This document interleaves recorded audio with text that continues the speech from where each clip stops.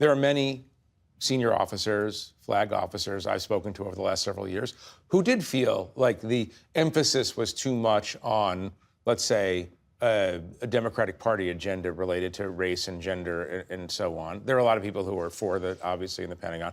What's the mood right now inside in terms of implementation of these programs? In the NDAA of 2023, it actually required the military to get rid of DEI offices. That's a national, explain what that is. I'm sorry, the National Defense Authorization Act. Yeah. So a lot of this had already started before the Trump administration came in. And a lot of offices, they just changed the name in some instances. Okay. And so this has been an issue that they've been tackling a year before the administration came in.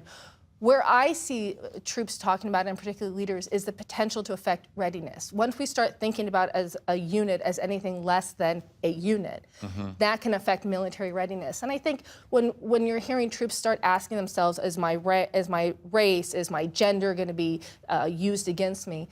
That's where you start to feel it. The military needs unit cohesion, and that begins by looking at everyone there as merit-based and there because of their contributions to the unit. That's where you start to hear the worry. And you start to hear minority service members and female service members start to express their concern. We just had a memo come out in the last hour saying we're not going to celebrate things like Black History Month and others in the same way. Right.